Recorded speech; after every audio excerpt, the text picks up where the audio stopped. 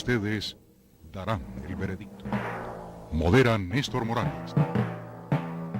Señoras y señores, buenas noches, bienvenidos. Este es Veredicto, el programa de debates que transmitimos las noches de domingo aquí en Canal Capital. Hacemos en este formato con fiscales y defensores análisis de los temas más importantes del país y hoy nos vamos a dedicar a un tema interesantísimo y que en realidad no solo es importante, sino que está muy caliente a propósito de la condena histórica a la que acaba de recibir el general Jesús Armando Arias Cabrales, uno de los más emblemáticos miembros de las Fuerzas Armadas en Colombia por diferentes razones, que acaba de ser condenado por una juez ordinaria a 35 años de cárcel por hechos ocurridos en la retoma del Palacio de Justicia, caso relacionado con 11 personas que desaparecieron en esos hechos de noviembre de 1985, que tantos años después vienen a recibir esta conclusión. Pero no es solo el caso del general Arias Cabrales, repito, 35 años de cárcel para él, sino el caso del general Uzcategui, que recibió 40 años de cárcel por no actuar, dice la sentencia, por omisión en el caso de la masacre de Mapiripán, o del propio coronel Plazas Vega, el hombre de Defendiendo la Democracia Maestro, que fue condenado también a 30 años de cárcel por los hechos del Palacio de Justicia. Por una parte, la posición de la mayoría de los uniformados de la época aseguran que se les está castigando por cumplir su deber en el Palacio de Justicia y en Mapiripán y en muchos otros casos que están a punto de sentencia judicial. Pero por el otro lado, hay muchos colombianos que han estado reclamando justicia durante todos estos años, que sienten que estas condenas son un primer paso en esa dirección. Bienvenidos, vamos a hablar pues de este tema difícil, dificilísimo porque están por un lado nuestras fuerzas militares, pero por el otro lado también la justicia que debe tocar a quien sea. Para arrancar este programa les presentamos algunos de los argumentos del debate. Hechos como la retoma del Palacio de Justicia, el bombardeo a Santo Domingo o la masacre de Jamundí, entre otros, han llevado a la justicia a producir condenas contra miembros de las fuerzas militares, las cuales han revivido el debate, incluso por el presidente Santos, sobre el trato hacia hombres que le han prestado un servicio a la patria. Sectores del ejército opinan que muchos de estos eventos deberían tratarlos directamente a la justicia penal militar, pues la ordinaria no tiene conocimientos pertinentes para su investigación y juzgamiento, lo cual desemboca en condenas como la del general Jesús Armando Arias Cabrales, que en su concepto son injustas. Pues es una monstruosidad porque condenar primero a un inocente, o a unos inocentes, por haber cumplido lo que le ordena la Constitución, lo que ordena el presidente de la República, que es el comandante en jefe. El mensaje es, no combatan porque si no la justicia los va a condenar. Para organizaciones de víctimas y de derechos humanos, las condenas emitidas son absolutamente justas, pues aunque en la mayoría de los casos se habla de delitos cometidos durante la prestación del servicio, estos no son parte de él, y por lo mismo es la justicia ordinaria la encargada de procesarlos y castigarlos. Aquí, afortunadamente, la justicia ha reaccionado tarde, pero ha reaccionado. Las condenas y los veredictos que ha habido en relación con los casos más conocidos últimamente, que son los del coronel Plazas Vega y los del general Arias Cabrales, son sentencias supremamente documentadas y por otra parte son objeto de recursos. ¿Son justas o injustas las condenas pronunciadas contra miembros de las fuerzas militares? Ustedes dictarán el veredicto. Esa es la pregunta de esta noche, si son injustas o son justas las condenas que vienen recibiendo los militares por muy diferentes razones. Ellos, por supuesto, no están de acuerdo y vamos a hacer esta noche un debate muy interesante y respetuoso, por supuesto, enfrentando posiciones totalmente antagónicas. Por un lado, nos acompaña, les presento a los protagonistas de este debate, nos acompaña como fiscal el representante a la Cámara por el Polo Democrático, un amplio conocedor de estos temas de derechos humanos, Iván Cepeda, que además es vocero del Movimiento de Víctimas de Crímenes de Estado. Doctor Cepeda, buenas noches. Buenas noches, Néstor, un gusto estar aquí. Gracias por acompañarnos. Por otro lado, la defensora es la coordinadora de la 5ª División de la Defensoría Militar del Ejército, la doctora Tania Parra. Buenas noches, doctora Tania. Buenas noches, Néstor. Muchas gracias por acompañarnos, era muy amable.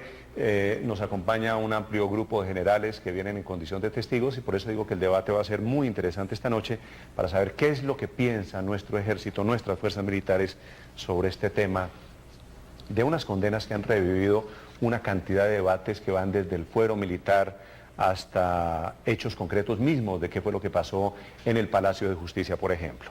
En primer lugar, tiene la palabra Iván Cepeda, que abre este debate.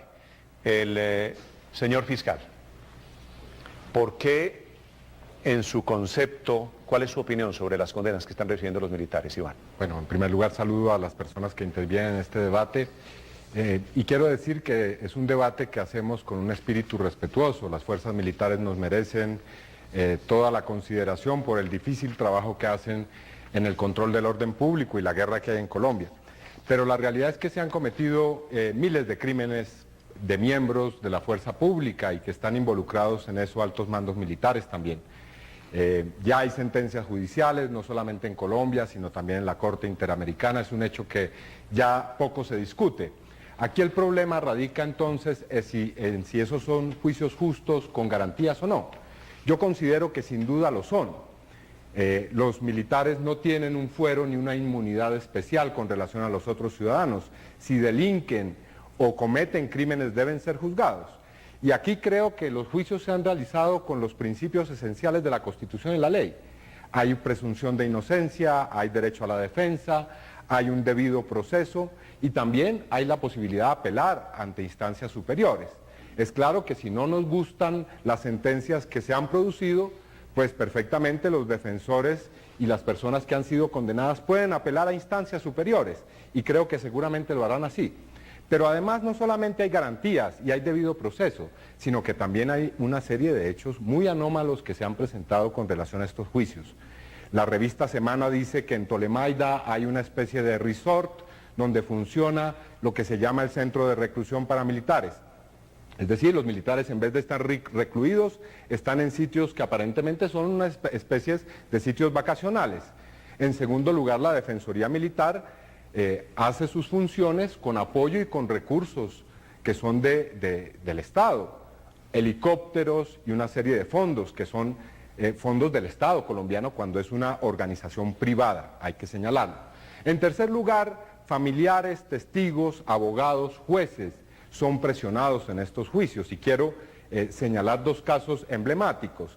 El defensor Eduardo Umaña Mendoza, defensor de los familiares de las víctimas del Palacio de Justicia, fue asesinado durante el ejercicio de su función profesional y en relación, creemos nosotros, precisamente con la defensa que estaba haciendo de las víctimas en este caso. En segundo lugar, el caso de la juez Estela Jara, quien condenó... Hago una precisión sobre el caso de Eduardo Umaña. Eso es una suposición de ustedes, Iván, para ser rigurosos. Sabemos que hubo unas amenazas y está probado que las hubo por la defensa que hizo Eduardo Umaña Mendoza de las víctimas del Palacio de Justicia y eso fue denunciado oportunamente. Pero bueno, si ese caso no es convincente, puedo traer otro perfectamente. La juez Estela Jara, que condenó al ex coronel Plazas Vega, fue amenazada y le tocó salir del país posteriormente a que produjo esta condena.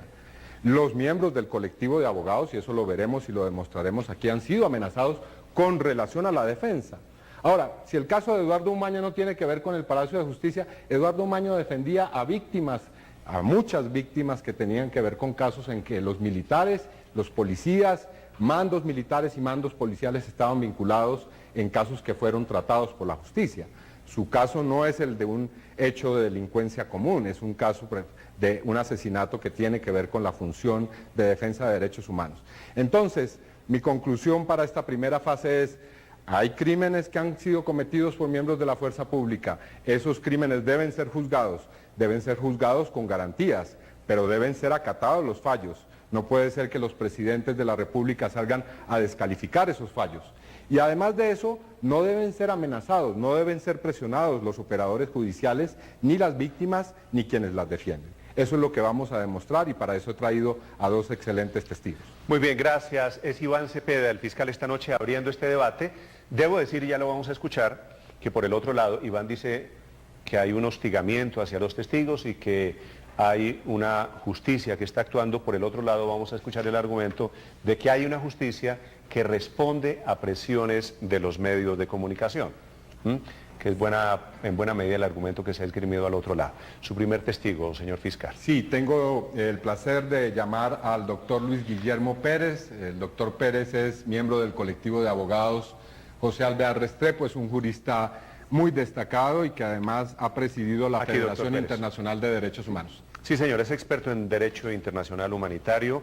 Este colectivo de abogados José Alvear Restrepo, que fue mencionado mucho durante el gobierno Álvaro Uribe, es un grupo de abogados que se dedica fundamentalmente a estos temas de defensa de derechos humanos. Doctor Pérez, gracias por acompañarnos. Muchas gracias, Néstor. La primera pregunta. Doctor Pérez, voy al grano directamente. ¿Cree usted que esos juicios han sido llevados con el respeto a las garantías, con pleno acceso a la justicia por parte de quienes han sido acusados y posteriormente condenados? ¿O cree que ha habido un irrespeto de esos derechos y de esas garantías? No tengo duda alguna de que se han respetado los derechos fundamentales a la defensa, del debido proceso en estas causas.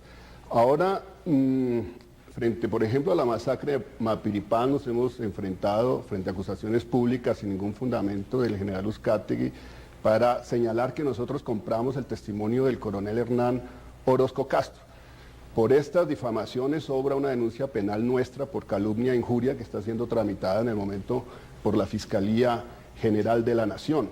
En este caso nosotros sí recibimos un llamado del coronel Hernán Orozco Castro para proteger su vida porque nos dijo él desde su instalación militar había sufrido un atentado, su vida estaba en peligro justamente por haber denunciado que en relación con la masacre de Mapiripán sus superiores tuvieron una responsabilidad que iba más allá simplemente de la complacencia con los grupos paramilitares, sino que sus propias denuncias nos llevó a establecer, como en su momento se publicó el informe de Human Rights Watch, que el paramilitarismo era la 6ª división del Ejército Nacional, que muchos oficiales de las Fuerzas Armadas recibían un doble salario, el que recibían por ser oficiales de las Fuerzas Armadas y el que recibían por ser paramilitares. Bueno, la condena del ex general Arias Cabrales ha provocado una verdadera polémica. El propio presidente Santos sale a decir que es una condena injusta.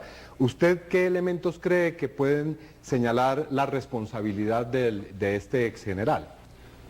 Bueno, mis colegas del colectivo de abogados han actuado a lo largo de más de 25 años en este caso. La justicia ha establecido, en primer lugar, que previo a la toma del Palacio de Justicia el 5 y 6 de noviembre por parte del M-19, las Fuerzas Armadas, el Estado, el Ejército y la Policía eran plenamente conscientes y tenían la información de que el M-19 pretendía tomarse el Palacio de Justicia. Lo que llevó incluso a que el presidente de la Corte Suprema de Justicia, luego de una plenaria de la Corte a finales de octubre de 1996, solicitara una protección especial para el Palacio de Justicia. Doctor Pérez, déjeme hacer una precisión. Por razones de tiempo, que es limitado, como usted comprende en televisión, les pediría a todos que nos centremos en los casos concretos, para no entrar en la historia del Palacio de Justicia, porque el general Arias Cabrales no fue condenado por eso, ¿no? Sino por los desaparecidos del Palacio de Justicia. Efectivamente, hacia allá iba Néstor, porque esto tiene que ver justamente con cómo se interpreta la labor de los generales de la República o de aquellos que sean señalados en un proceso penal de haber incurrido, de haber patrocinado crímenes de lesa humanidad. Lo que nosotros pretendemos como defensores de derechos humanos, en primer lugar, es que estos hechos no se vuelvan a repetir, que cuando actúa la fuerza pública, actúe respetando los mandatos constitucionales y legales y las obligaciones internacionales del Estado colombiano. Pero muy a menudo sí nos encontramos es que termina siendo sancionado un soldado, termina siendo sancionado un cabo, pero aquellos autores mediatos, aquellos que han organizado los operativos, que están detrás, el hombre de atrás, como se dice en la teoría de los aparatos organizados de poder, no es sancionado. El colectivo de abogados ha sido presionado, amenazado, sus familias en todos estos procesos. Muy brevemente, porque sé que ya transcurrió nuestro tiempo, simplemente su vida como abogado ha sido atravesada por esa clase de hechos de presión, de hostigamiento, de amenaza. Bueno, y se ha amenazado a mi familia, se ha amenazado a mis hijos. Yo he tenido que sacar a mi mujer y a mis hijos, a mi mujer cuando estaba embarazada de mi hija menor. La madre de mis hijos no quiere volver a Colombia jamás por todo el terror que sufrió. Y sufrió ese terror no como consecuencia de su actividad política, ni como defensora de derechos humanos, porque ella ha sido una pedagoga toda su vida dedicada exclusivamente a la familia. Y solamente por mi labor como defensor de derechos humanos se le sometió a esa persecución. Y mis hijos volvieron